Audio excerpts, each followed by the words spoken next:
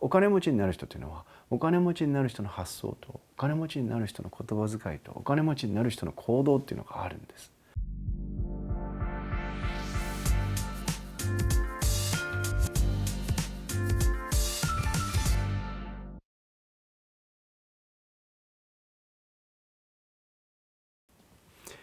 いつも動画を拝見させていただいております。結婚、仕事の悩みの相談です。小さい頃に両親が離婚して貧乏になり、今も貧乏です。皆さんは正社員で働ける幸せと結婚できた幸せがあると思いますが、私にはその両方がありません。何度も正社員になりたいと思って面接に行きましたが、奥さんがいないと言われ、生活が安定していないからなど、さまざまな理由で断られます。長い話になりますが、ざっくりとした生い立ちを話さないとわけがわからないと思いますので話します。16歳の頃は工業高校に行っていましたが、17歳の時に定時制高校に転入しました。朝からアルバイトをして働きながら、夜は定時制で勉強して、1年間留年して20歳で卒業しました。もちろん正社員で働ける新聞社に高卒で入社する予定でしたが、お前には無理だからやめておけと言われ断念しました。16歳の時に働かない男と一緒にホテルの住み込みになり、18歳まで朝から夜まで遊ぶ暇もないぐらいテレビを見ながらくつろぐ時間もない、親の仕事の手伝いといっても結局苦しい思いがありました。働かないとご飯が食べられません。それから母親がアパートを借りて生活できるようになり、苦しい思いはなくなりました。朝からアルバイト、夜は勉強ですが、21時で帰りますので、帰ってから寝るまでの時間が唯一の楽しい時間でした。土日は朝から夕方までバイトしていましたが、19時には帰宅できます。そんな中、以前住み込みをしていたホテルに夜中に働きに行くようになり、卒業までホテルで働いておりました。そこで卒業したら新聞社に就職すると言ったところ、お前には無理だからやめておけと言われました。それから現在まで正社員になって収入をアップしたいと何枚も履歴書を書きましたが、すべて断られ、現在も就職できません。収入もない、取り柄もない、ダサい、キモいと言われて嫌われる私に結婚なんて無理だと諦めています。どうしたらよいのかわからないのでアドバイスをお願いします。碧岩録という禅のお坊さんの修行のための教科書にされていた書物があります。この書物の中に大指定の人という言葉が出てきます。大指定の人で、これは死ぬほどの、もう死んでしまうというほどのどん底にある人という意味なんです。禅の修行ではこの大指定の人というところにまずなる。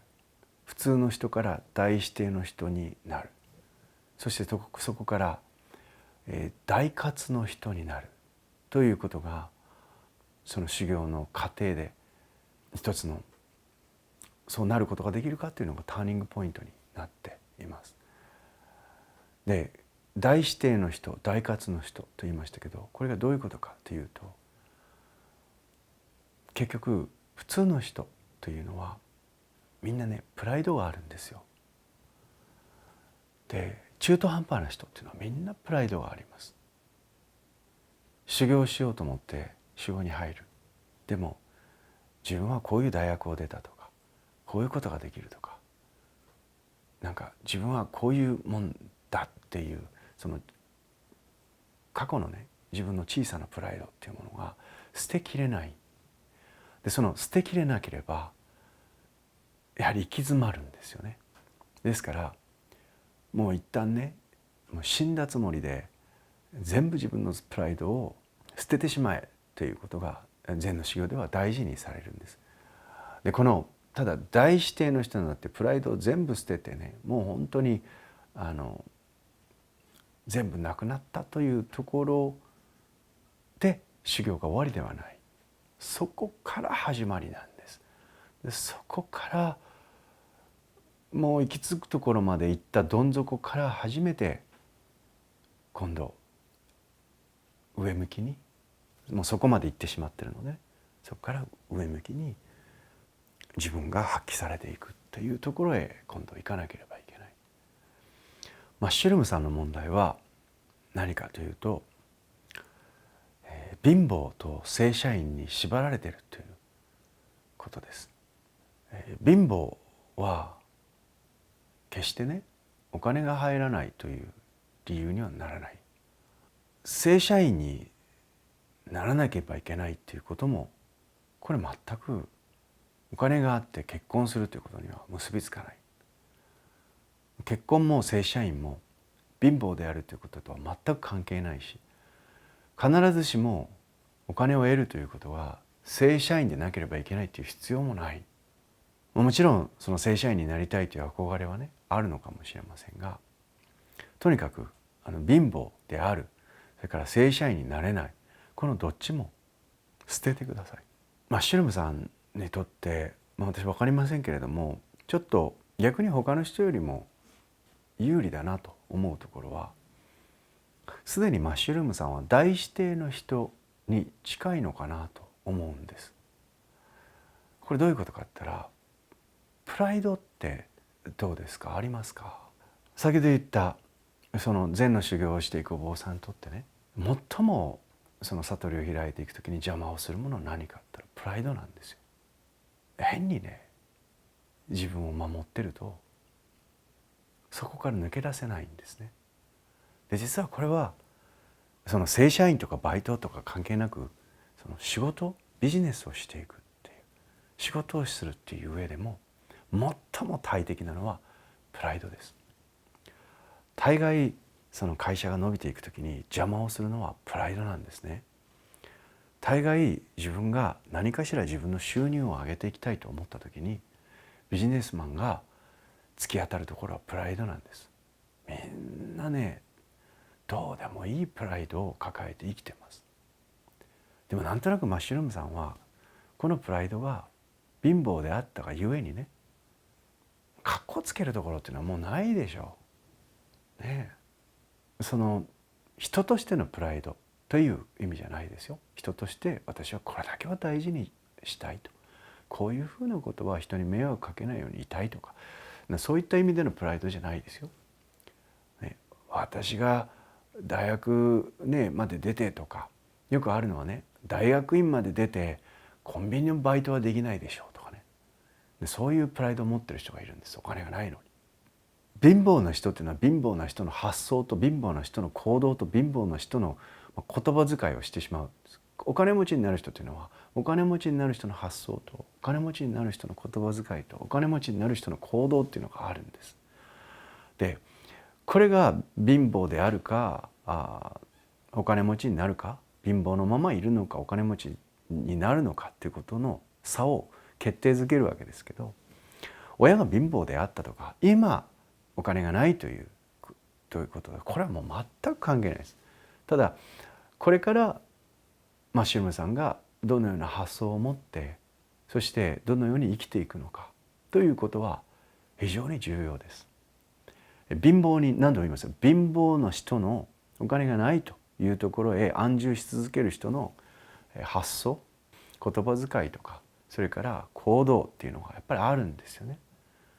どうでもいいものを買ってしまうとか、人の噂に流されるとか、それからなんですかね、いろいろそういうやっぱりパターンってあるんですよね。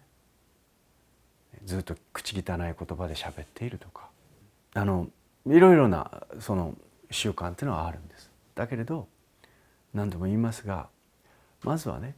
マッシュルームさんが今の貧乏な状態を抜け出したいということであれば、まずはその大きな問題としてね、親が貧乏だったから今お金がないからだからこれから先幸せになれない、この思い込みを捨てることです。それから、正社員になりたいということのならなければいけないという思い込みも捨てることです。もちろんどっかの会社に入って正社員になりたいって、それが一つの理想であれば、それはなることはできると思います。で、今までね、マッシュルームさんが面接に行って、そして、奥さんがいて安定してないから正社員には雇いませんっていう会社があったとして、でこれはね、誰がそんなこと言ったか分かりませんけれども、全く正社員として採用しないことの理由にはならないですよ。そんなこと言ったら結婚してない人みんな採用されないわけでしょ。そうじゃない。何らかの別の理由でその会社はマッシュルームさんを断りたかったはずなんです。ただその断る理由としていろんなことのよくわからない理由をつけて断られたんだと思います。だからマッシュルームさんが面接に行って断られた理由は、マッシュルームさんが貧乏であるとか、マッシュルームさんが結婚してないからとか、そんな理由じゃないんですよ。その他にマッシュルームさんがそこの会社として欲しいと思われない人だったということです。で、マッシュルームさんに対しての処方箋です。私ね、マッシュルームさんが私にお手紙をくださった、ご相談のお手紙をくださったっていう段階で、全く希望がない人だって思わないんですよ。むしろすごく希望がある人だと思ってます。だからちょっと厳しいこと言いますよ。ね、まだ20代ですし、もう30手前の20代ですけど、でも全然まだまだこれからね、十分にいけると思います。でなんとなくそのマッシュルームさんのこの相談のお手紙を見ててね、本当にもう私も経営者ですから、この人にどんなこれから発揮する力があるのかなっていうのを楽しみにこのお手紙読んでました。ね、身近にいたら一回鍛え直してね、なんかどういう方向で伸びていくのか見たいぐらいです。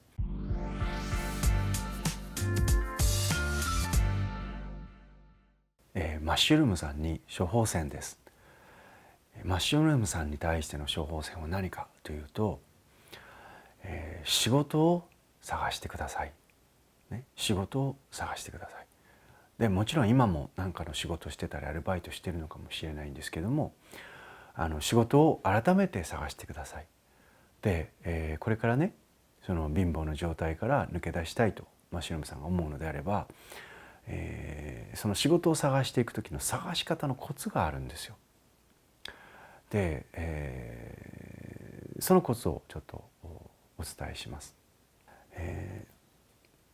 私が言う仕事は、マッシュルームさんが希望しているように、どこかの会社の正社員になるっていうこと、これは一つの目標としていいと思います。だけれども同時に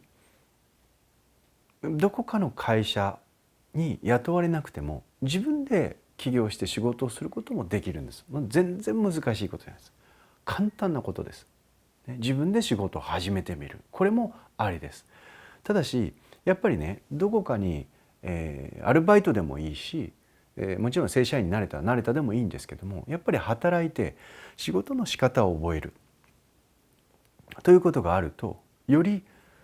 起業がしやすくなります。でこれは別に起業してもいいし、起業が合ってる人も向いてる人もありますし、あるいは自分で仕事をして起業していくというか向いてない人もあるんですよ。ですから起業するのは必ずいいとは限りませんが、伝えたいことは何かというと、正社員になるということが必ずしも全てではないということですね。それはもう非常にオープンな社会ですから今は。そしてまた自分で仕事を始めていくということが今の時代ほどやりやすいことはないと。私も自分でいろいろなビジネスを持っていますけれども、ものすごいやりやすい時代です。ですからどんな人でも自分でもうそうですよ、会社行って就職をしようと思ったけども正社員になることができなかった、だったら自分で仕事始めてやろうって言って始めて大成功した人もういくらでもいます。そういう人私もいっぱい見てきました。だからそれは必ずしも正社員になる必要はない。ただやっぱり何らかの形で仕事を覚えるということ、そういう意味でね、会社に就職をするということはやっぱりやったらいいし、で正社員になるということをしてみたいんだったらなってみたらいいと思います。そこへチャレンジするというのは決して悪いことではない、だから仕事を探してください。ただ、そこへですね、順序がやっぱりあります。何をやるにしてもまずどこかの会社に入る、どこかのアルバイトでもいいけど仕事をする、そして仕事のやり方を覚える、ね、そしてその先に正社員になってもいいし、それから自分で何か仕事を始めてもいい、ね、でもとにかく、貧乏から脱出したいというためにはもう無限に道があるということ、これをまず理解してください。そしてその道に進んでいくためにはその条件として結婚をしていかなかろうが貧乏であるということ、これは全くのハンデにはならないんです。むしろ結婚してる方がハンデになりますよね。いきなり奥さんとか子供とかもしいたら、それはなかなか自分勝手に、自分一人だけの生活のような自由に気ままに仕事に打ち込むってことはやっぱできないわけですから、むしろ独身であることの方がお金を得ていく上では有利に働くことが多いですよ。自由時間が多いわけですから。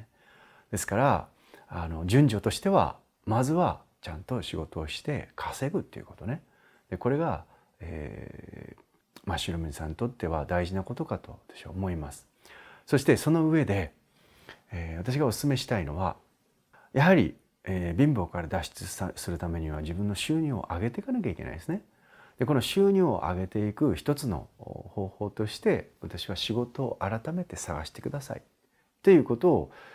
実は提案したいと思っています。今何らかの仕事をしているのかもしれませんけれども、その仕事がその先のステップが用意されているかどうか、今の職場がね、そこは非常に重要です。で求人誌は世の中いっぱいあります。で今世の中の会社は人が欲しくてしょうがないんですよ。外国の人を雇ってまでも、ね外国人を雇ってまでも働き手が欲しいっていう、そういう人に飢えている会社はもういくらでもあります。でこういう会社でいろいろと新聞社に将来勤めたいと思っている、その夢も諦める必要ないんですけども、段階としてね、まずはいきなり新聞社行って、受けたのかどうかも問題ですけども、新聞社行って受けさせてくださいって言って行くのも手ですよ。お前には無理だって言われて受けにも行ってないわけですよね、きっと。で受けてみるのもいいと思います。でも受からないかもしれません。だとしたらまずは職として得られる仕事っていうのを得ていくのが順序なんですけども、この時に求人誌を見ていてやはりいきなり正社員として採用したいから正社員募集っていう会社もあるけれども、そうでなくてまずはアルバイトからとかね、でまずはその正社員ではなくて使用という形でね、きちんとした社員契約を結ぶわけではないんだけども、アルバイトの延長から始めていくという仕事が結構あります。そしてそのアルバイト使用期間みたいなものをある一定の会社側がその人物を判断する期間というものを設けて、そしてその使用期間の間にこの人はって認められると正社員になれる。そして正社員になった後もさらに頑張って能力を発揮した人、努力している人に対してはさまざまなその後もポジションが用意されている、そういったちゃんと可能性を開いてくれている会社、職場っていうのは意外に今増えてきてます。で例えばですよ、例えば佐川急便さんとか大変な仕事でいろいろブラック企業とか言われたりすることもあるんですけど、逆にブラック企業と言われるようなところはチャンスですよ。そういうところを改善しようと思ってどんどん皆さんにチャンスを与えている。あるいは創業者の方が非常に苦労して成り上がっていったような会社の人というのはやっぱりそういうもともとお金もないあれもないって苦しんでいる人たちにチャンスを与えたいと思って、そういう仕組みを会社の中に用意している、そういう職業って結構いっぱいありますよ。ですからぜひね、仕事を探すときにただ時給とかね、そういったことの目先の数字だけで見ないで、その会社が認められればちゃんと出世していくことができるというような仕組みを持っているかどうか、これがまず一つ、ね、それから研修、厳しい研修が組まれている会社を選んでください。おそらくマッシュルームさんはいろんなところへその正社員として、履歴書書いて応募してるけども、おそらくね早い段階で落とされるということであれば、きっとね、履歴書の書き方とか、あるいはその自分が何かこういうことをやってきましたって、ね、会社だってね、人を一人雇って給料払ったら大変なことなんですよ。だからそれはちゃんと働いてくれない人に給料払うわけにいかないですよね。ましてやいきなり正社員って言ったらこの人ダメだ、使えないっていうことでね、辞めてくれっていうことができないんですよ、会社は。ね、ですからちゃんと会社として正社員として雇ったら、一方的に会社はこの人いらないってことができないがゆえに、正社員になるという、ところには高いハードルを設けているのは当然のことなんですよ。ですからまずね、いきなり正社員を目指さずに、アルバイトあるいは使用期間というものを経て正社員として認められるというような仕組みを持っている会社をまずは探すということね。それから研修が組まれている。でおそらく私もいろいろ面接をやったりとか、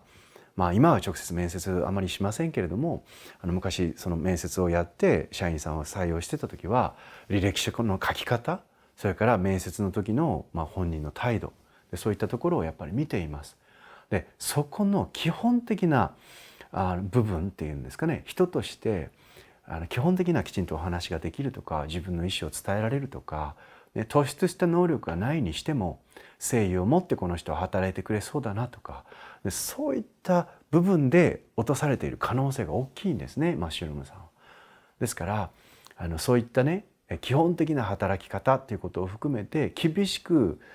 研修をしてくださるっていう制度を持った職場を選んで応募してみてください。で、先ほど言いましたけども、本当にさまざまな会社が、ね非常に優れた研修、それから非常に優れた制度を持って多くのチャンスを求めている人に可能性を開こうとして今そういった会社がね増えてきてるってことを私は感じてます。で、そういった会社の企業研修を私も受けることもありますので、そういったことを私もその会社の経営者の方とかね、幹部の方々に伝えてます。そりゃそうです。みんなどこにチャンスが眠ってるかわからないわけですよね。どこに優れた人材が眠ってるかわからないわけです。でこれをですね、日本の中にもね、自分は貧乏だとか、自分は顔が悪いとか、自分は学校で成績が悪かったとかって言って社会に遠慮して生きてる。だけれども実は優れた能力を秘めてる人間は世の中に実はいっぱいいるんですよって。ですからそういった人たちにチャンスを開いていくような会社づくりをしましょうよということを私も積極的に社長さんたちに啓発してるっていうぐらいです。で本当にお寺にいるとそれを感じます。今私もいくつかの事業に関わってますが、うちの事業に関わっている人たちはほとんど社会のはみ出し者だった人です。何か優秀な大学を出て優秀な成績を上げてヘッドハンティングで来たという人たちはほとんどいません。みんな自分はもう社会でいじめられたとか、自分はもうダメだったでね、なんか失敗したって言ってそうやって落ち込んでる。でも誰よりも素直で、誰よりも勉強して、誰よりも真面目で、誰よりも誠意がある。でそういう人たちが何かスキルを身につけていった時にぐわーって伸びていくっていう、そのことをですね、私はもう身近にいてものすごいたくさんの例を見てきてますし、実際にそうやってね、自分はお金もない、ね、自分は人生でうまくいかなかった、いじめられてたとか、ね、もう学校の先生にもお前はダメだって言われ続けたとかね、もう結婚して離婚してしまったとかね、なんかいろいろと人生の失敗をした人たちが集まってきてるわけですよ。だけれどもう彼らの持っている素直さ、そしてひたむきさ、誠意、ね、そういったところに何かしら光る能力を磨いていった時に大きな力を発揮して、そしてちゃんとした存在価値のある仕事をすることができる、ね、この例をもう本当に私はたくさん見てきているし、実際にそういう素晴らしい人材が世の中にはね、遠慮しながら眠ってるっていうことがもったいなくてしょうがないと思ってます。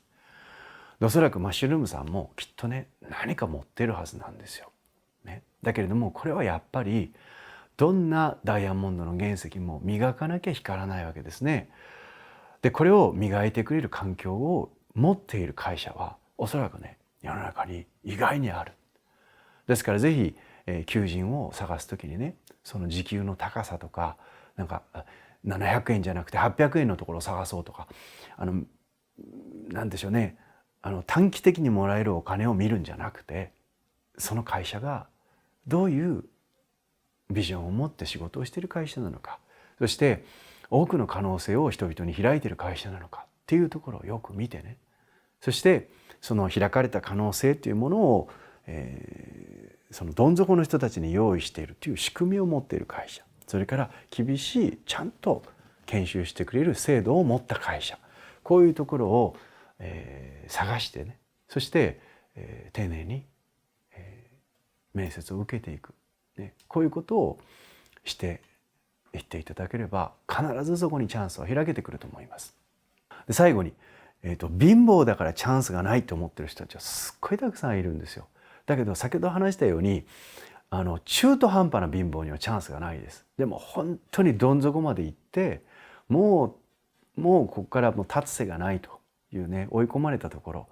からもう大逆転を遂げた人たちっていうのがむしろ大きな成功を収めるという例は5万とあるしいやむしろそういうどん底に行った大指定の人になったからこそ全てのプライドを捨ててそこから成り上がっていったっていう人たちの方が世の中多いんじゃないかなと思うぐらい成功者っていうのはそうです。ある、男性の話をします。この男性は、大学まで出てね会社就職したんですけどもその会社が倒産してしまったんです。でもう倒産してしまって路頭に迷うわけじゃないですか。でもう一時期はね本当にもうホームレスのような状態にもうどん底まで行ってねそしてお金がないくせに、ね、もう会社倒産してもうやる気も失せてしまってねそしてフラフラしてたわけですよ。で麻雀やったりとかなんかいろいろともうその日暮らしみたいな生活をしてたその人はね。だけれどもある時にね自分と同じぐらいの年齢の男性が子供たちとね奥さんと一緒に過ごしているっていう様子を見てでハッとしたんですね。俺は何をやってるんだと。同じぐらいの年齢の、ね、人がちゃんと奥さんを養い家族を養いしてまっとうに生活してると。だけど自分はねそれに比べてその日暮らしで何かしらちょっとね日銭を得てそれをみんな遊びに使っちゃってもうどうせ俺はダメだって言ってフラフラして生きてるって。でこんな風にして自分は生きてたらダメだっていうことでハッとしてでそこからね何かできることはないかって言って探してそして何か安く物を仕入れてそしてそれを売るっていうことを自分で始めたんですよね。でどっかで安いものを仕入れてきて売るそれを何であってもこう仕入れて売るっていうことをしてたんです。そしてちっちゃなお店を自分で始めたんですね。けども当然それは、その大した売り上げにならないわけですよ。ところがある日夜中までねいろんな自分の仕入れた商品の在庫仕入れを在庫の整理をしてた。そしたらたまたま通りかかった人がですね電気つけて在庫整理してるもんだからまだお店がやってると思ってねそしてもう営業時間が終わった後なのに入ってきてそして商品を買ってったわけですよ。いや普通営業時間終わった後なので「すいませんちょっともうお店終わったんですけど」って言うんですけどそれはお金ないですから1円でも欲しいわけですよ。だからねその夜にもう営業時間等に過ぎた夜中に入ってきたお客さんに物を売ったわけです。でお金が入った。そしてそんな調子でね夜中に在庫整理している時に人が入ってきて物が売れたっていうことでこれがお金がなかったから嬉しかったんですね。それでね夜中でもお客さん来たら物を売るようにしたんですよ。お店を夜中までクタクタになるまで開けてたら夜中に人が入ってきて物を買うんだと。だから昼間だったら自分のお店にはあんまり人入ってこないのに夜中にやってるお店が他にないから人が入ってくるってことに気づいたんです。でそうやってちっちゃなお店でね夜中でも営業して人に物を売っているそういうことをずっと繰り返しているうちに昼間は人が来てくれないけども夜中には人が来てくれる。だけどそのうちに夜中に人が来てくれるそのお客さんが昼間も来てくれるようになるわけですね。ということに気づいてそしてそのお店はだんだん大きくなっていったんです。そして今やもうね、知らない人がいないぐらいのね、大きなお店になってしまいました。それがドン・キホーテです。安田さんという会長さん、創業者の方が当初お店を始めた時はそんな様子だったと言います。ね、もうリストラじゃなくて会社の倒産からもうほぼ日銭暮らしのような貧乏人になって、でもそこからね奮起して自分のできる仕事を始めて、最初泥棒市場っていう名前ですからね、ドン・キホーテの最初の前身は、その前は泥棒市場っていう名前から始めて、それが今やねもうみんな誰でも知ってるようなドン・キホーテになって、いろいろその後も事件があったりね、火事があったりいろんなことありましたけれども、でもねどん底まで行った大指定の人だからできた発想なんだと思います。ね、でもね調べてみると世の中にいっぱい貧乏のどん底から成り上がった人もいっぱいいますよ。ピコ太郎が有名になったピコ太郎を有名にしたジャスティン・ビーバーっていうねアメリカの歌手がいますけど、このジャスティン・ビーバーももう貧乏な家で生まれて、トレーラーハウスっていうねもうなんです家がなくて車のキャンピングカーみたいなところで生活してる貧乏集団があるわけです。アメリカ行ったりすると、そういうねもうヒッピーみたいな貧乏な家で生まれて、でずっと誰にも注目されないで、でも YouTube で自分の音楽を発表してたのが認められて、そうしてもう今やねジャスティン・ビーバーって言ったらもう大人気の歌手にもう成り上がりましたけども、でそのジャスティン・ビーバーにねいいねってされて、ピコ太郎さんもね売れない芸人だったところから一気にブレイクしてね行きました。今本当にそうやってね一生懸命ひたすら努力を続けてる人間を誰かが認めてポッと花開くと、どん底からね億万長者になるっていうぐらいのチャンスのある時代なんですよ、昔よりも。だから本当にねマッシュルームさんも可能性がたくさんあると思うんです。でこれ決して根性論で励ましで言ってるわけじゃない。実際本当に私もとっても貧乏なところからね、私は給料のなんかいくらでもいいんですって、でもねあなたのところで働かせてくださいって来た人が本当に正社員になっていったと。うちでもそうです、うちの事業でもそうです、そういう人いますよ、いっぱいいます。だけれどその人たちに共通してたところはやはりね本当に一生懸命決してサボらない、そして素直で勉強する、叱られてもうまくいかないことがあっても、ね、一生懸命努力する、そして何とかして会社の役に立ちたい、そういう気持ちがねもうバンバン伝わってくるんですよ。でこういう人間を苦労してきた経営者は絶対捨てないんです。からそしてチャンスを何か開いてあげようとする。おそらく辛い思いをしてきた経営者ほどそのようなチャンスを同じような境遇でもがいている人たちに対して提供しようとする、そういうもんです。ですからぜひねマッシュルームさんも、具体的に動いてください。貧乏を嘆くんではなくて具体的に動いてください。その具体的な方法とは何か、ね、チャンスを開こうとする、開いてくれようとする、そのようなことを仕組みとして持っている会社を探してそこに応募する。そしてまた厳しい研修制度を持っている会社を探して応募する。でその時に履歴書の書き方、面接の仕方、決して格好つけることなく、自分はこういうことですけれども